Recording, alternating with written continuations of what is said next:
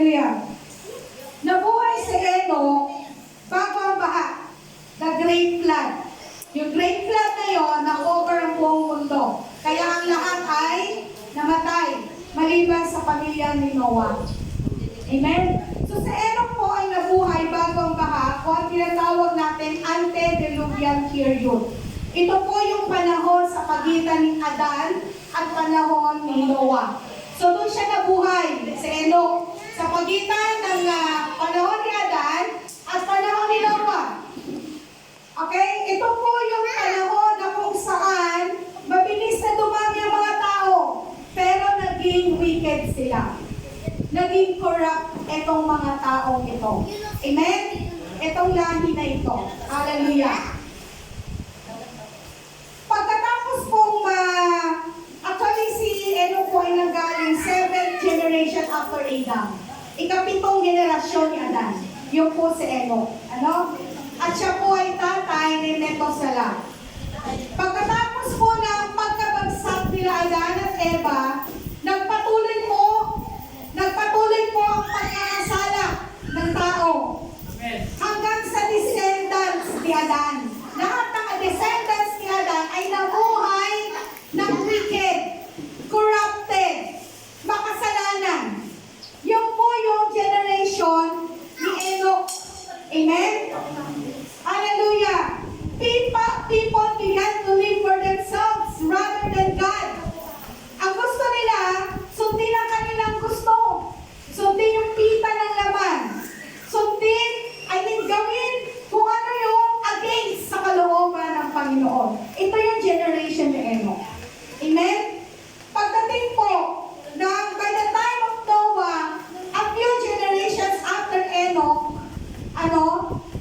a few generations pagkatapos ni Enoch, ito po dumating na po ang generation ni Noah. Ibig sabihin, unang nabuhay si Enoch kay Noah. Amen? And sabi po sa Genesis chapter 6 verse 5, tingnan po natin kasi bibihira po talaga matalakay ang buhay ni Enoch dito po sa Bible. And ako nag-wonder ako, bakit siya na-rapture? Alam niyo, kaya yung word na rapture, wala man sa Bible, pero totoo siya. Kasi meron na rapture. Unang na rapture si Enoch. May Bible trivia na tayo, no? Kasama yan sa Bible quiz natin. The first person to experience rapture, walang iba kundi si Enoch. Ang sumunod na ay sino sumunod? Elijah. Amen. Hallelujah.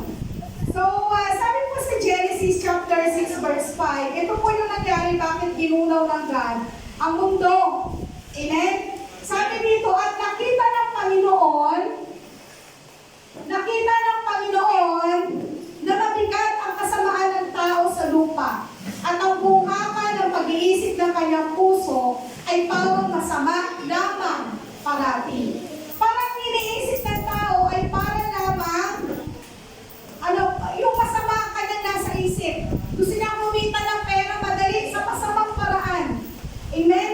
So, ganun po yung generation ni naabutan ni Noah yung ganitong generation.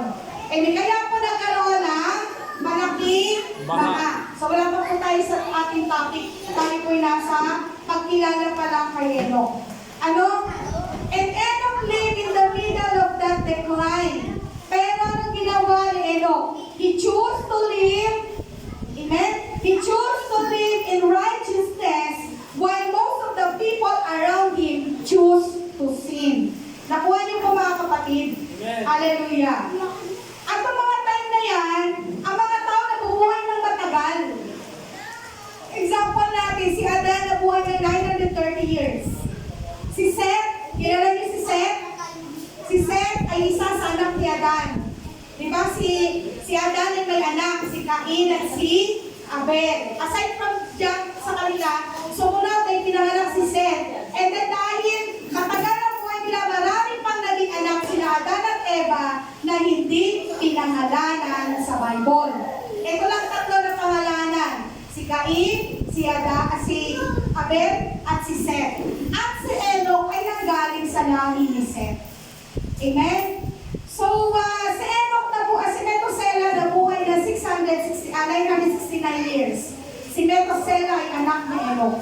Si Enoch, nabuhay na siya ng 365 years. Pero ganun man, may klima ng kanyang buhay.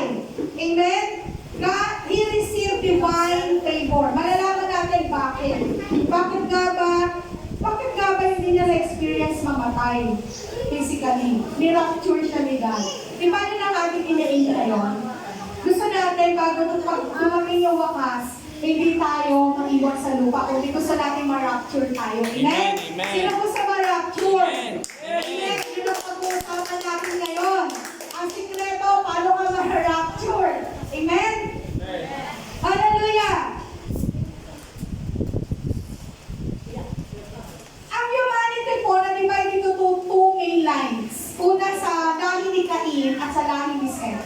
Sa lahi ni Cain, ito yung naging rebellious, naging violent, naging ungodly. Ang lahi naman ni Seth, dito nanggaling si Enoch. And they preserved the knowledge of God. Amen po?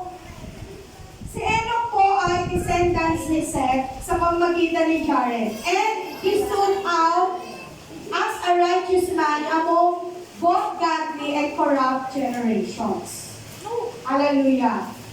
Earlier, doon pala sa Genesis chapter 4 verse 26. At the time, people began to call on the name of the Lord. Tumatawag sila sa Panginoon. Amen? At kasali doon si Enoch. Isa siya doon sa mga taong tumatawag sa Panginoon kahit na yung paligid nila ay sobra ng sama. Amen? So Enoch's life, according to Jude chapter 14 verse 15, kaya siya na, Jude chapter, basahin na natin maganda po nakalagay dito. Jude chapter 1 verse 14 to 15. At ang mga ito naman ang hinulaan ni Enoch na ikapito sa bilang mula kay Adan na nagsasabi, narito dumating ang Panginoon na kasama ang kanyang mga laksa-laksang banal upang isagawa paghuhukom sa lahat at sumbatan ang lahat ng masasama sa lahat ng kanilang magawang masasama na kanilang ginawang may kasamaan at sa lahat ng mga bagay na mabibigat na isinalita laban sa kanya ng mga makasalanang masasama. Amen? So, si Enoch tong time niya ay nag-preach. Si Enoch tong time niya ay nag-warn doon sa generation niya. Amen? Nag-warn siya. Ang Panginoon manghuhusga, ang Panginoon maghuhukom. Kaya talitan niyo ang inyong mga kasalanan. Amen? So, yun po yung buhay ni Enoch. Hallelujah. Mga kapatid, nare-realize ko habang pinag-aaralan ko to, we are just like Enoch. We are living now in the world that chooses evil over God. Amen? Amen. Kita niyo naman sa government lang natin, kitang-kita ang ebidensya kung sino ang corrupt. Amen.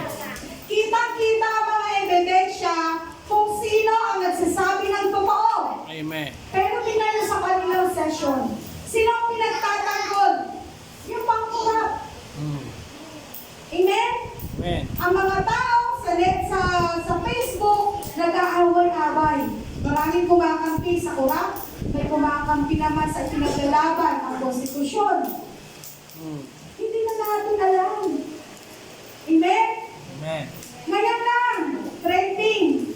Mga Kristiyano sa Nigeria, sinusunog ang kanilang mga churches.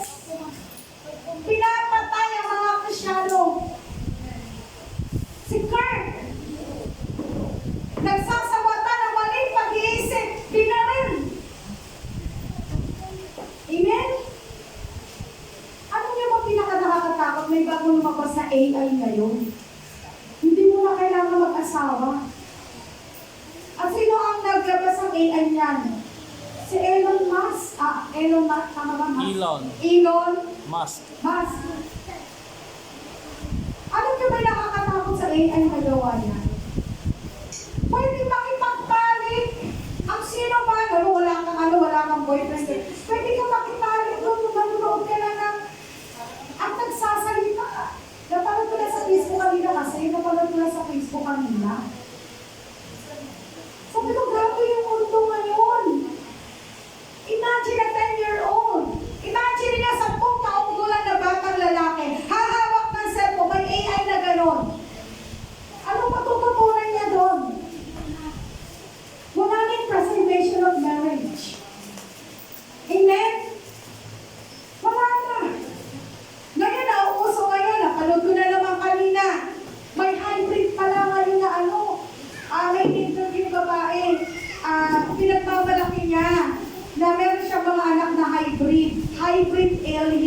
hybrid na tao.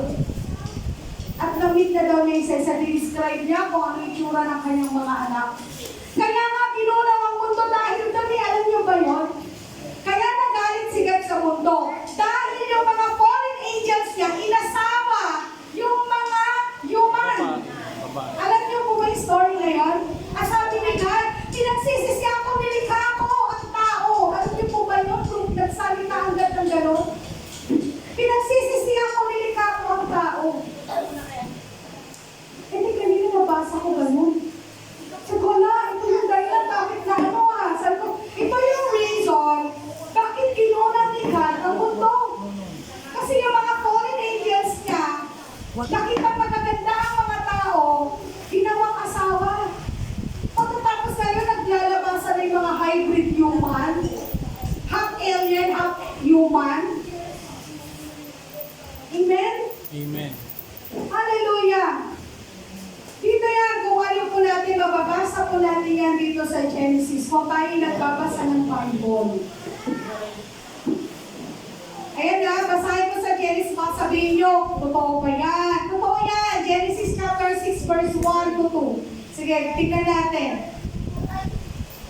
Ito po yung reason bakit ginulaw ang mundo, bakit nagkaroon ng flood. Hallelujah! Kaya sabi ko sa inyo, kagaya na tayo ni Enoch ngayon. We are living in the world that is corrupt, that is evil. Paano tayo magiging si Enoch sa panahon ito?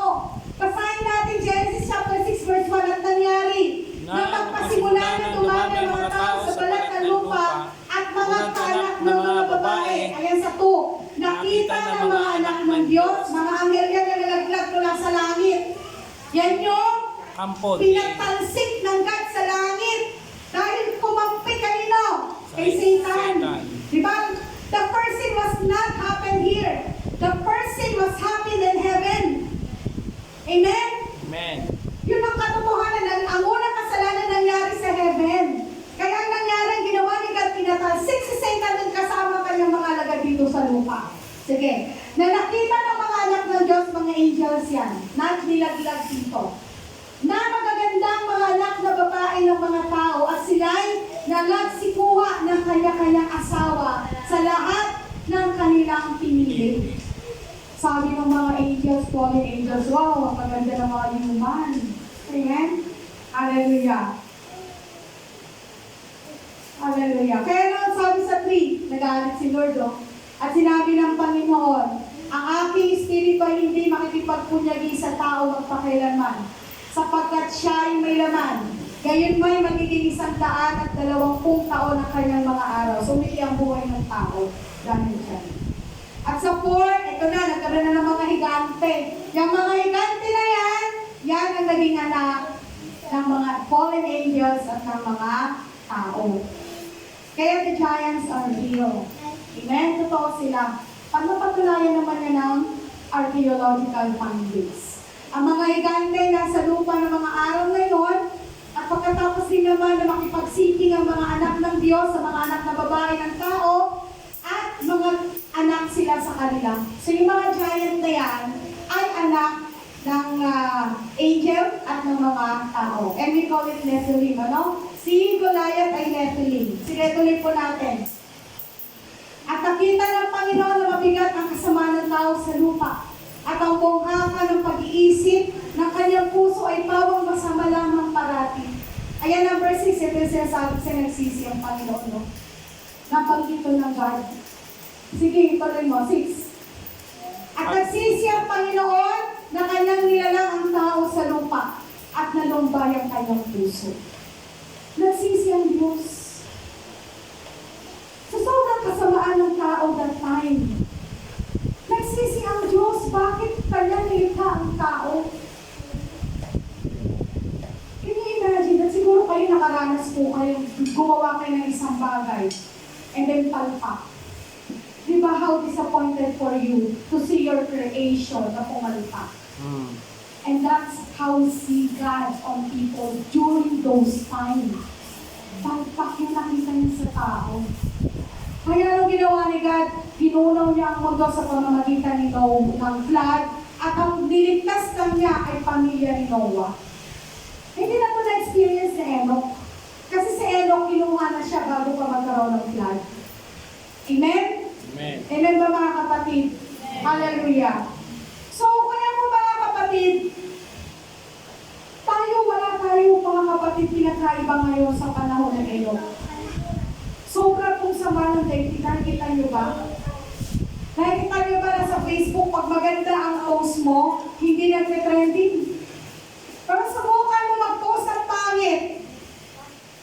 Kung di ka pa naman sumikat sa Facebook. Amen?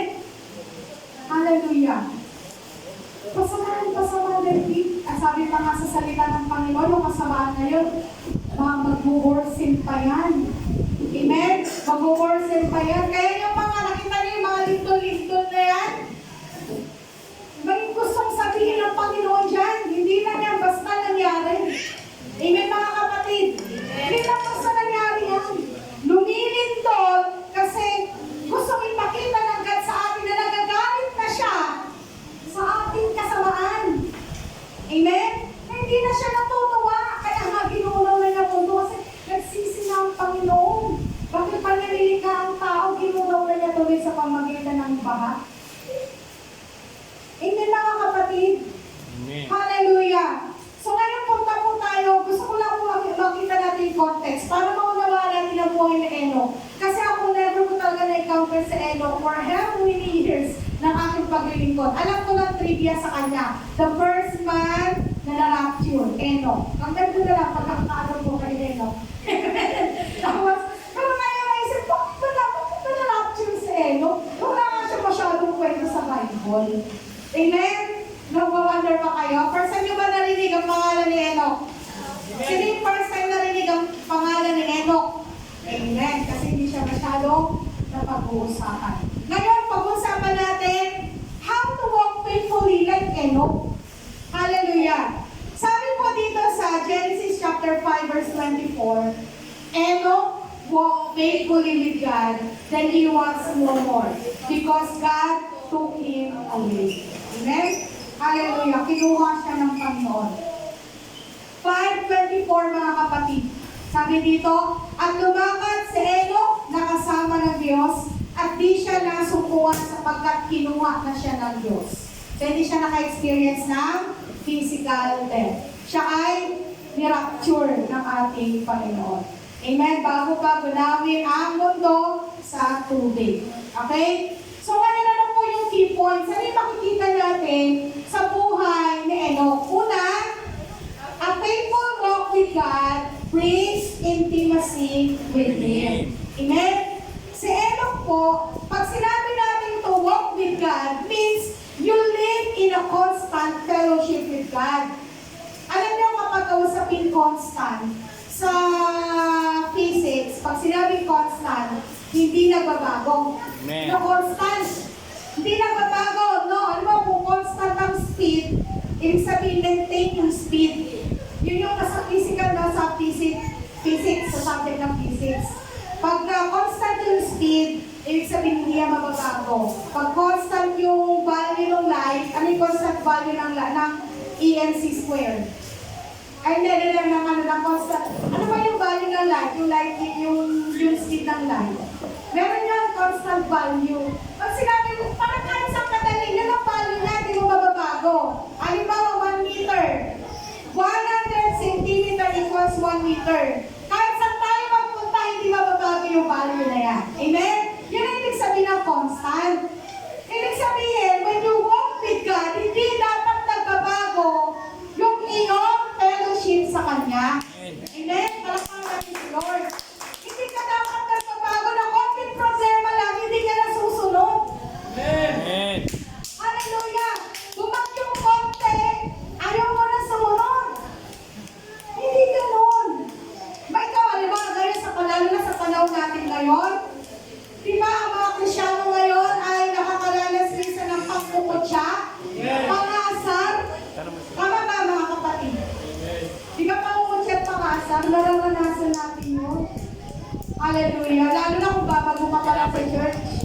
Tapos yung mga kasama mo, kilala manginilong ka. Tapos bigla ka nag-church. Sasabihin sa'yo,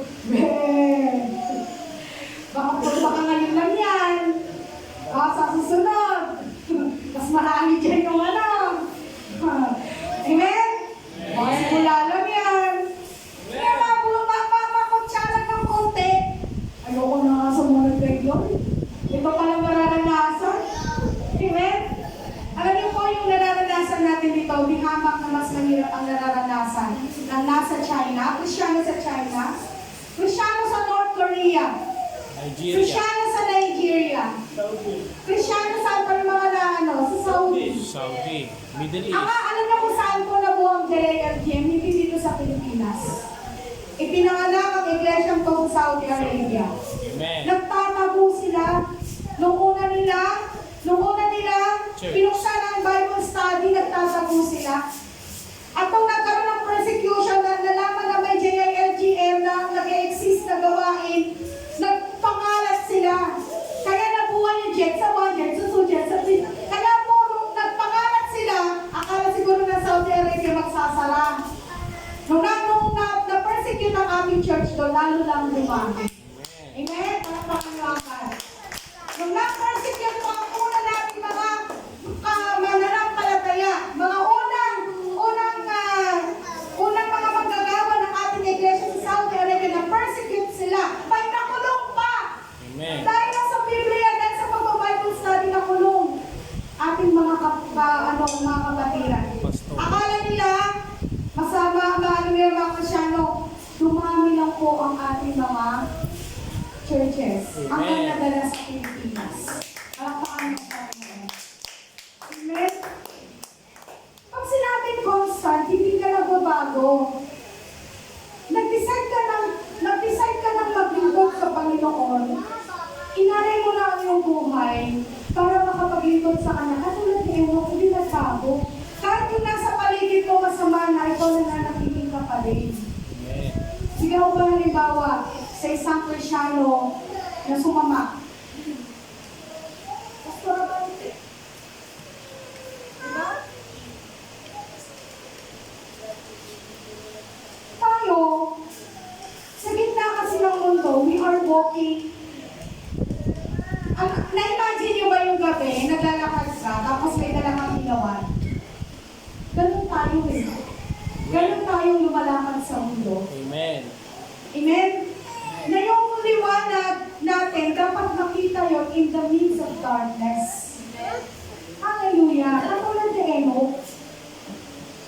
Enoch walked with God was not a one time. Pero ito'y lifelong journey niya. Amen. Kahit ang sama na ng kanyang mga tao sa paligid, hindi natina ang kanyang pananampalataya sa Diyos. He stayed faithful in a sinful generation. We are called to walk with God despite the world's temptations and distractions. Mga kabataan na lang, ano bang ginagaya ng mga post sa TikTok? Mapa-sexy, labas ang bigbe. Amen? Mga nakaano na. Alam niyo yung sa hindi ko alam kung nasa porno ko. Ano?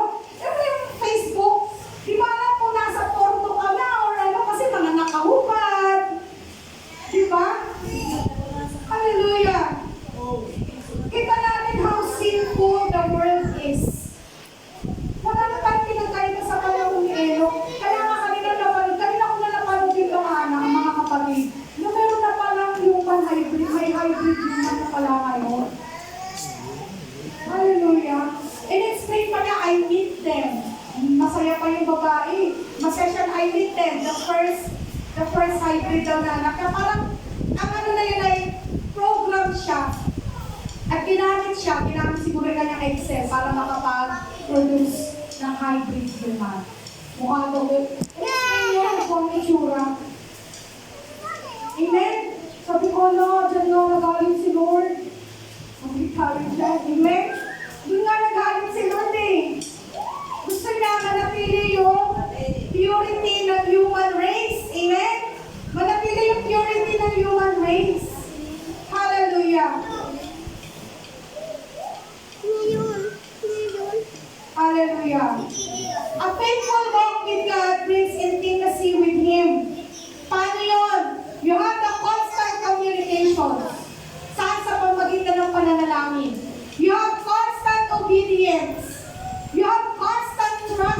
God. Hallelujah. Sabi sa James 4:8, come near to God and He will come near to you. Amen. Amen. Lumapit kayo at ako'y lalaksa. Tingnan na lang po natin. James chapter 4 verse 8. James chapter 4 verse 8. Magsilapit kayo sa Diyos at siya'y lalapit sa inyo. Magaglinis kayo ng inyong mga kamay. Ang ibig sabihin, magaglinis ang inyong mga kamay. Itong ating mga kamay, huwag natin itong gamitin sa paggawa ng masama. Amen. We have to use it to extend help. Okay? Ganun yung inyong katabi. Yan, ilagay yung inyong kamay sa balikat ng inyong katabi. Para yan dyan. Para yan dumamay. Para yan tumulong. Amen? Hallelujah, hindi yung ginamit para manapak, mahinto, kumalapit ng baril. Hallelujah. Magsilinis kayo ng inyong mga kamay. Kayong mga makasalanan at dalisain niyo ang inyong mga puso. Kayong may dalawang akala. Amen? Amen. Hallelujah. Pangalawa. Tatlo lang naman ito lagi. Pangalawa. A faithful life pleases God. Amen. Balikan po natin ano bang ginawa ni Enoch. Balikan natin sa Hebrews chapter 11. Video. Video nila. Sabayan niyo po mga kapatid kung may mga Bible po tayo. Hebrews chapter 11 verse 5 to 6. Okay, sa pananampalataya ni Enoch ay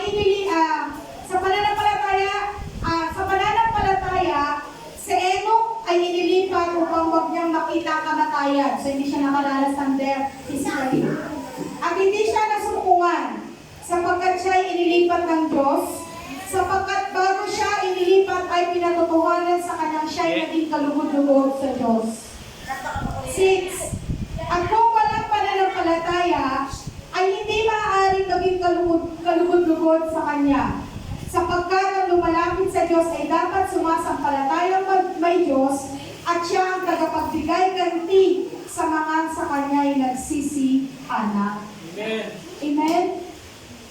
Sa pamagitan daw ng pananampalataya, ay inilipat si Enoch mula dito sa lupa patungo sa heaven. Hindi siya nakaranas ng kamatayan. Hallelujah. Alam niyo ba mga kapatid, kaya sinabi natin, anytime soon, pwede mag-rapture. Amen? Amen. Anytime soon, pwede mag-rapture. At may rapture, pagdagit. Parang kay Enoch, kinagit siya, took away. Dinala sa heaven. Anytime soon, mangyayari yun. Amen. Paano ka ba kasi siguro makakasama ka? Eh, nakasabi you have to be faithful. Hindi sa salita. You have to be faithful with God through your actions. You should have the actions. Amen? Kailangan may gawa. Kasi sa gawa tayo makikita kung tayo ay tunay na nananampalataya sa ating Panginoon. Bakit? Pinakita niya sa atin agad kung paano tayo matutulay. Amen? Micah 6 verse 8. Micah 6 verse 8. Sige po, pakibasa po natin. Micah 6 verse 8. Sabi po dito, He has shown you, O man, kanyang ipinakilala sa iyo, o tao, kung ano ang mabuti, at kung ano ang hinihingi ng Panginoon sa iyo, kundi gumawa ng may kaganapan, at ibigin ang kaawaan, at lumakad ng may kababaan na kasama ang iyong Diyos. Amen. Pinakita na sa atin ng Diyos kung anong ating dapat gawin. Paano natin ipapakita yung pagiging faithful sa Kanya? Pinakita niyo mo mismo ng Diyos sa pamagitan ninyo. Di ba si Jesus mismo? Bumaba na siya dito sa lupa to set an example. Amen? Paano tayo magiging faithful sa Kanyang Amang nasa langit? Hallelujah! Enoch's faith and lifestyle brought pleasure to God. His life reminds us that what truly pleases God is not the length of our years. Hindi rin ang ating achievement, hindi rin yung ating status sa buhay, kundi yung ating pananampalataya at pagsunod sa Diyos. Hallelujah. When we trust in God fully, kahit hindi po natin naunawaan yung nangyayari sa buhay natin, we still trust Him. Kapag kagaling po, pinapakita natin yung ating pagtitiwala sa Kanya kahit hindi natin naunawaan ang mga bagay-bagay, meaning to say, yung puso natin, ibinibigay natin sa Diyos. Kasi minsan, di ba, aminin natin sa hindi. May dumarating sa buhay natin na minsan hindi natin naunawaan. Lord, ba't kailangan ko ito ma-experience? Lord, bakit po ganito yung nangyayari sa buhay ko? Amen? Sabi ko nga, even though you're not understand what God has given you, you still trust. Okay, you still trust Him. Knowing that He is in control, meaning to say, meron kang pagtitiwala sa Kanya. Amen po mga kapatid? Amen. Hallelujah. Bakit? Kasi ang pananampalataya na ina-acknowledge natin yung sovereignty ng God sa buhay mo. Amen? Amen. Naniniwala ka na meron sovereign power ang God sa buhay mo. Kahit na yung sitwasyon mo ay hindi maganda. That is faith. Yun ang pananampalataya mga kapatid. Amen? Kahit parang nilumito ka na kahit pa parang, ang hirap naman ito, Lord. Ang bigat ako ng nararamdaman ko. Ang hirap itong problem nito, parang hindi ko kaya. Pero yung sabi lang ng God, I am sovereign God. I am in control. Amen. If you're going to put that on your mind, then you are faithful to Him. Ibig sabihin may pananampalataya ka sa Kanya. Amen po? Hallelujah. Last na po tayo. A faithful walk leads to eternal reward. Sino may naniniwala may eternal reward? Amen. May nag-iisay sa atin sa langit. Sabi ni God sa John 14, verse 2 to 3, sabi ni God sa John chapter 14, verse 2 to 3, sabi ko na dito, sa bahay ng aking Ama ay maraming tahanan. Kung di gayon ay sinabi ko sana sa inyo, sapagkat ako'y paroroon upang ipaganda ko kayo sa mangdakong kalalagyan.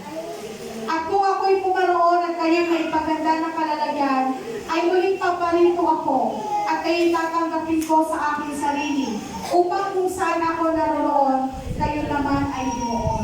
Amen? Sabi ni God, sabi ni Jesus, mauna ako sa inyo, kasi sabi niya, ipaghahanda ko kayo ng inyong matutuluyan. Amen. Ipinaghahanda tayo ni Jesus ngayon sa langit, ang ating matutuluyan. Thank you, Lord. Amen? Sabi niya, sa bahay ng aking Ama maraming mansyon, sa bahay ng aking Ama maraming kwarto. Sabi ni Jesus, mauna ako sa inyo, paghahanda ko kayo doon. Amen. Sino na lang yung paghahanda niya? Yun ang faithful. Amen. Yun ang dadalhin doon. Alam nga naman pumasok doon yung mga hindi faithful. Alam nga naman pumunta doon yung mga hindi naman nagsisisi. Alam naman natin kung saan pupunta yung mga kaluluwa ng tao hindi nagsisisi. Amen? Natin pag-usapan, impyerno yun. Malinaw ang Bible. Malinaw ang Bible. Sabi ng Biblia, itinakda sa tao na mamatay minsan. Pagkatapos ng kamatayan, paghuhukom. Kaya walang purgatorio. Bakit? Kasi pagtapos natin mamatay, haharap tayo sa Diyos para i-receive ang ating judgment. Sabi nga ng Hebrews, pagkatapos mo mamatay, paghusga. Langit, impyerno. Yun lang. Kaya sabi ni Jesus, ay maraming kwarto sa bahay ng aking Ama. Pupunta ako doon, ipaghahanda ako kayo. Sabi niya dito, kung pumaroon kayo, ay may maganda ako kanyang kalalagyan at saka ako muling paparito. Amen, para susunduin tayo, dadalhin tayo doon sa inihanda ng lugar para sa atin. Amen, excited ba kayo? Hallelujah. Hallelujah. Pero ano yung dapat natin gawin? Sabi mo sa Timothy, 2 Timothy, kailangan tapusin mo yung laban mo. Sabi mo sa katabi may laban ka. Laban. Kailangan mo tapusin. Ayan, sabi sa chapter 4, verse 7 to 8. Sabi ko dito, nakipagbaka ako. Wala mo tayong Bible dyan para makita din nila. English. English. Sabi dito, nakipagbaka ako na